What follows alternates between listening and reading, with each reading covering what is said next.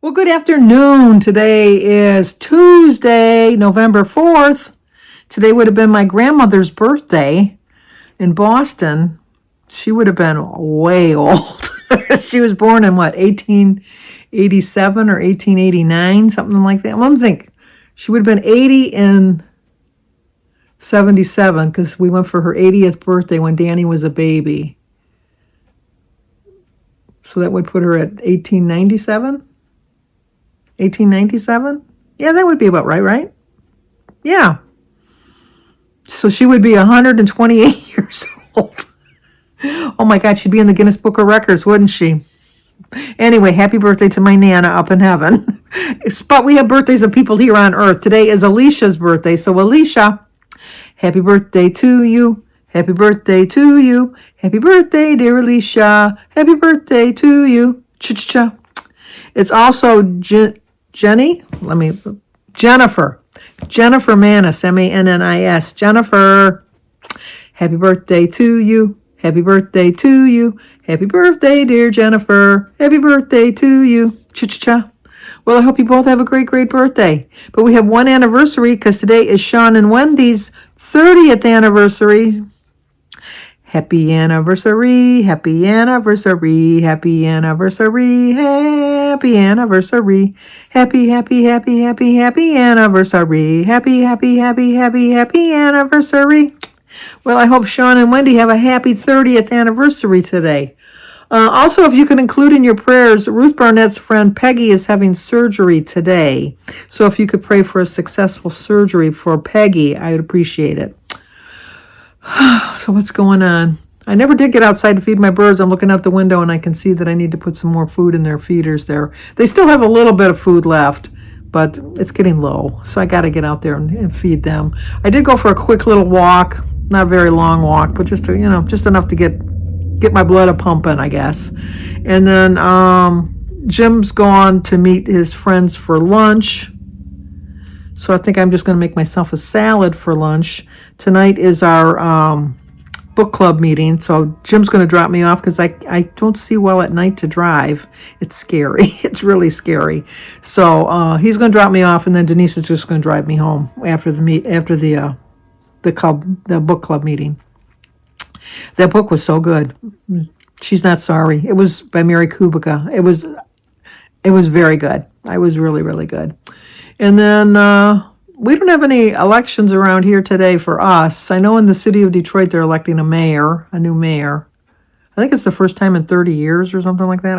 Or 10 years or something like that. It's been a long time because the guy that used to be Mike Duggan, he's going to be running for governor, which means I think that our governor will be running for president.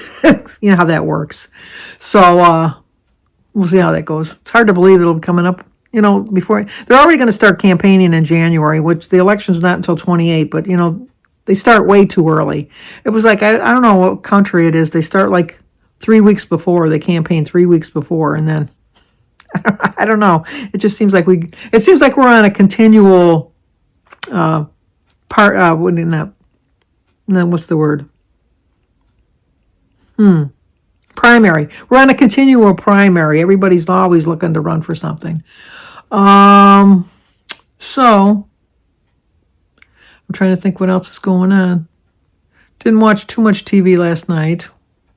I read a little bit, not too much. And then we woke up this morning, the power went out. We had some really high winds during the night, and we lost power. And I know that our generator must have kicked on, but I didn't hear it. You would think I want to spend I usually am a very light sleeper, but I have an app from my State Farm home insurance. I think it's called Ting, that sends you notifications. And we lost our power at 8:03 in the morning, and it came back on at 8:07. But it was just enough that we had to go, some of our clocks, like our stove and our microwave, we had to reset those. We lost our Xfinity, and I think there was probably an outage here, because I was able to go on my app, which I'm surprised because I didn't have internet, but I was able to reboot the internet. So I got that working, but then I couldn't get the TV to work. And they don't have a number where you can call and talk to a person. So you have to go through the online thing, and you go through all that bullshit, excuse my language, but you have to go through all of that. And then finally, at the very end of it, they go, well, we're going to have to connect you to a representative. And so then they took my phone number, and then I could say that they would put me in line and they would call me back. So I said, fine. So I said, okay, and it said 15 to 20 minutes. And I thought or 15 to 30 minutes. And I thought I got plenty of time because in 30 minutes is when they'll call me. So I went and took a shower and got all clean. I'm the cleanest one in the house. So pretty. And they never called. They just never called. Because I brought the phone, obviously, into the bathroom so I could hear if it rang. And they never called. And then probably an hour later, Jim turned the TV on for some reason to look at something, and because he was going to watch we have apps that you can watch, like Hulu and all of that.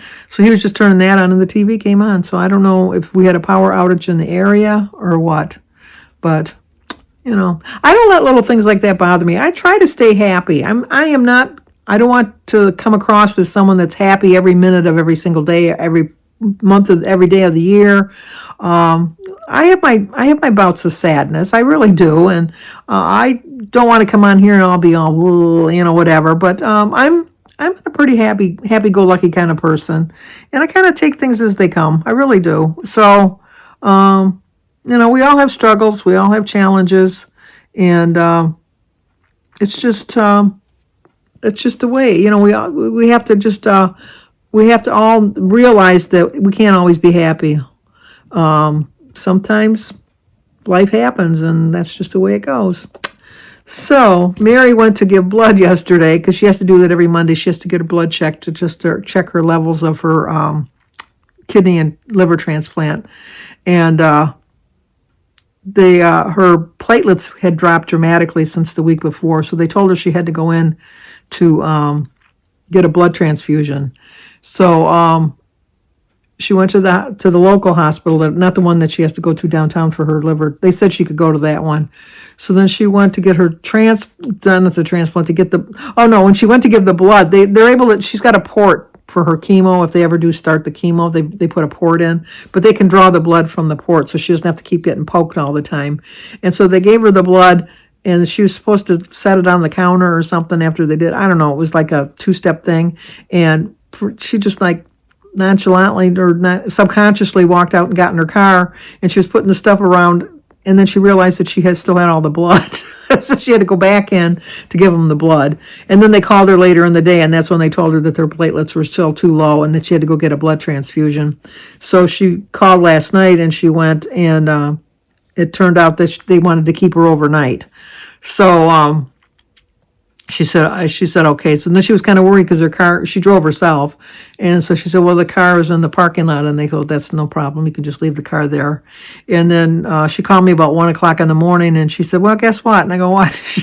They're going to transfer me downtown. I'm going to go downtown hospital sometime during the night. She said, but I don't want to call anybody else. I knew you would be awake, but I know that Denise and Mike are still sleeping. And I said, well, just call them in the morning. In the morning when you get there, they'll be awake. I'll be asleep. Don't call me. So she said, okay.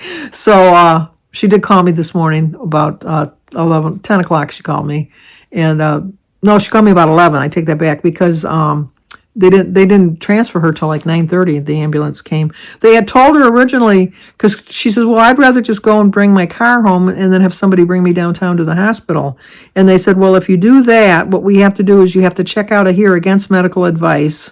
Then you can drive home. Then you got to drive back down. But then you got to go to emergency room. You have to go through the whole procedure of the emergency room. Then they're going to have to find you a room, and then you can go. Why don't you just have us take you by ambulance? So she thought that, which I think is too a better option. So they brought her right from this hospital to the other hospital right to her room. So it was better. But they seem to think she might be there a day or two. She's got to have a scope put in because they want to see if she's got some sort of internal bleeding that's not showing up on the scans. So she's got that to look forward to. So if you could pray for my sister Mary once again, I'd appreciate it. And then, I don't think that's so much else going on around here. We never did rake leaves yesterday. I thought we would get out there and rake some leaves. I'm sure when Jim gets home tonight, or not tonight, this afternoon, we'll probably do that. And then tonight, all we watched tonight will be Doc on Fox, and then we watched Dancing with the Stars, and then we taped The Neighborhood from last night. So that'll be our big entertainment for TV tonight. And I think that's it. I think I only got a couple videos so far to watch because I checked before I got on here. The only ones I could see was my WV Running Down and Weight Watchers with Carrie. And I think Valerie Reese. I think those are the only three that have popped up so far. So I'll be watching those this afternoon. I might start reading, but I don't know. I haven't made up my mind. I haven't decided yet. So, but for now, I think that's going to do it. So, like, comment, subscribe, share. Leave me some emojis if you feel like it. And until the next time.